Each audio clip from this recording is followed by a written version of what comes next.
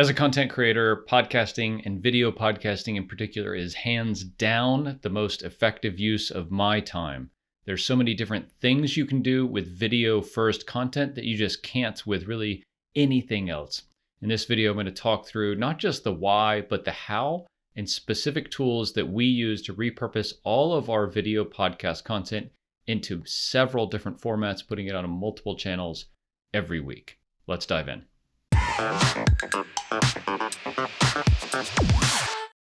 Hey there, Craig Heald here from Castos. Welcome back to the channel. In this video, we're going to talk through how to smartly repurpose your podcast content so you get extra exposure, extra brand recognition, and just more mileage out of each piece of content that you create. You know, if you've been podcasting for a while, it may be that when you thought about podcast content, it was all audio, right? Podcasting arguably is an audio first medium, kind of by definition. But today, here in the beginning of 2024, I would be remiss to think of podcasting only as an audio medium. It's much, much more than that. And you look at the best podcasts out there, they have a very strong video component and they have a very strong social media component. Not to mention a website, transcript, and email, right? So I'm going to talk through the 5 kind of aspects of repurposing your podcast content today, including specific tools that we use and I use for my personal show to do this mostly on autopilot. So let's dive in.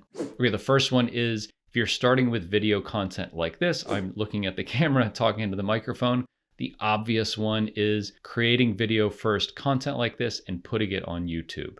YouTube, second biggest search engine online, a very obvious place to put long form multimedia content to get both loyal kind of fans. People can subscribe, get notifications when you have new episodes out, a lot like podcasting. But also there's this like episode level discoverability that happens with YouTube that really doesn't happen with podcasting. I think maybe Spotify is the best at this in the podcasting kind of audio realm. But what happens is you go to look up a topic on YouTube and you see a bunch of different suggestions from different creators, right? And it's just not like that in the podcasting space. Typically, you subscribe to a podcast and you get all of the content from that creator and from that podcast. YouTube mixes and matches stuff on an episode or a video level so much more. And so I think it's a great way to get exposure of your content, your ideas, and you as a brand to multiple different people just on an episode level, not necessarily on a channel or a podcast level. So YouTube's the first one, right? Having podcast in video format, putting it on YouTube, creating YouTube first content for your podcast maybe is a big one. Doing this unlocks the second one, which is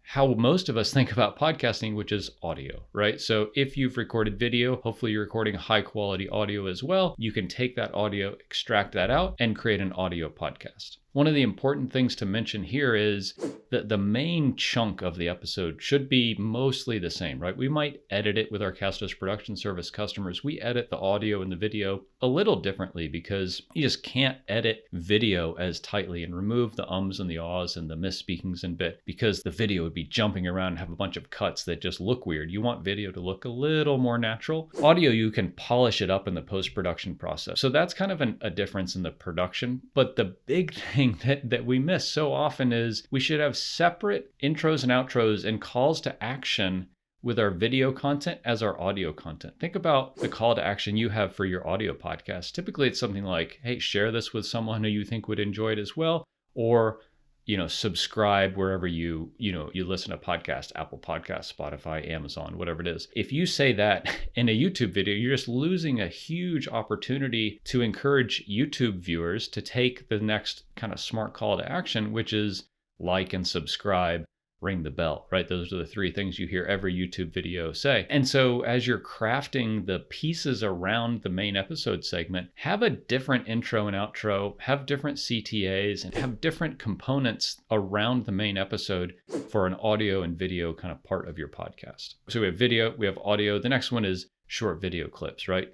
TikTok, Instagram, Twitter, LinkedIn, Facebook, everywhere is really embracing video, much less YouTube Shorts, right? We talked about long form video on YouTube. YouTube Shorts may be the best kind of like top of funnel, just getting exposure of your brand out there, opportunity there is. But if you think about just conventional social media, X, Instagram, TikTok, for most podcasts, this is a huge opportunity to put a really interesting, visually appealing piece of content out there to entice folks who don't know about you yet to come and check out your podcast and hopefully subscribe. But certainly if they're already subscribers, it's just a nice gentle reminder. Hey, new episode out, go to your podcast app, download it, listen, check it out. So short video clips, there's a lot of tools. We use a couple. One is called opus.pro, does this kind of automatically, subtitles, does captions all automatically.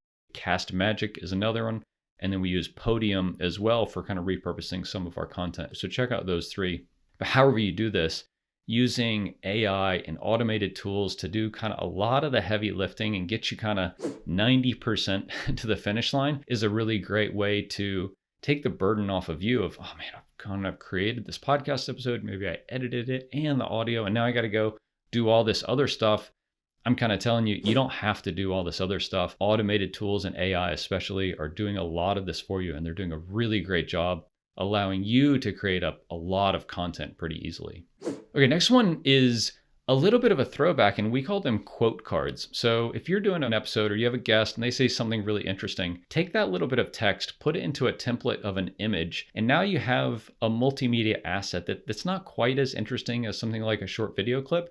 It's just a static image, but if you post this to something like Instagram, it's a really great way to get a visual representation of your podcast out there onto social media. Similarly, at Castos, we have an integration with a tool called Headliner to create audiograms. So it's a fixed image, typically has a little waveform dancing across the screen, captions running as well. If you're not creating video first content, audiograms are a really great way to get movies, video content for your podcast if you're not creating video to begin with. So quote cards, audiograms, really great way to get visual representations of your podcast in addition to short video clips maybe, or if you're not creating video, this is a really great kind of fallback for you. Next, let's move to like the website, right? So we've talked about video for YouTube, audio for podcasting, short clips, audiograms, and quote cards for social media. Your website really is where all of this funnel should be going, right? So think of like an inverted pyramid. A funnel should be, what all of your brand is doing, right? And you have awareness and engagement up here. And that's really like social media, podcast, all that is driving awareness and engagement. People are becoming aware of you. They get to know and like you, and they want to check out more about you.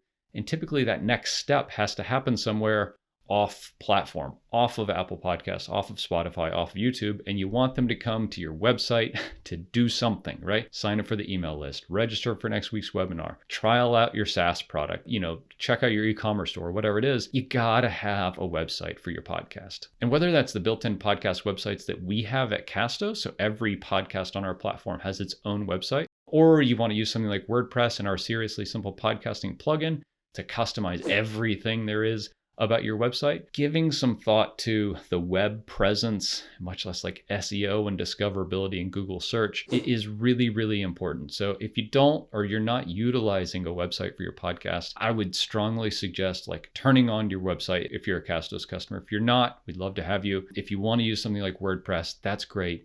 Customize a website. Don't get in over your head. Just get some kind of web presence for your show, because the more you publish content and you have things like transcripts and show notes and summaries for your episodes, you're going to start ranking in Google for these kind of long tail terms. And by long tail, I mean not a really common term that people search for, but a long, more complex, more seldomly searched for term. But people that are searching for this long tail stuff are super intent on checking it out. And so over time, if you have a good website and you have good SEO, search engine optimization set up, you could start really ranking well for some of these long tail, more obscure terms. And you add those up and they really start amounting to some solid traffic for you, your podcast, your YouTube channel, and kind of your brand. But you got to have that core basis, which is a website.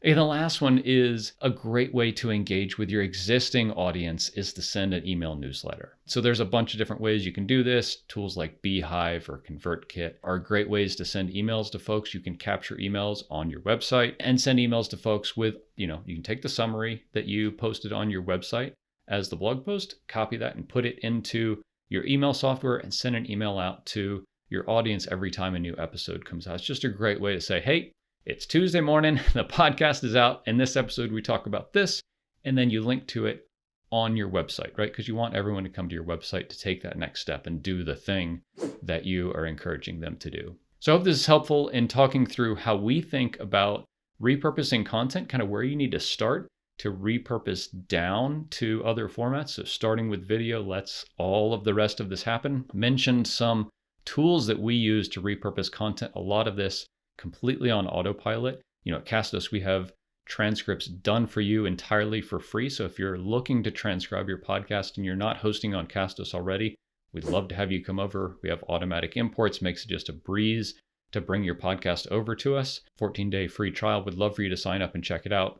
If you have any questions about how to think about repurposing your podcast, please drop a comment in below. Would love to hear how you're doing that already, what challenges you might have, and me and my team will hop in and answer any questions that you might have. But repurposing your content and really just like starting with a video first approach makes podcasting, I think, the most effective way I spend my time in content creation, because 30 minutes of recording a video like this or a podcast episode gets me a dozen different pieces of content I can publish all over different types of platforms and mediums, getting exposure for me and our brand and our tool to a whole bunch of folks in a lot of different ways. So I hope you enjoyed this walkthrough of how I think about podcast content repurposing.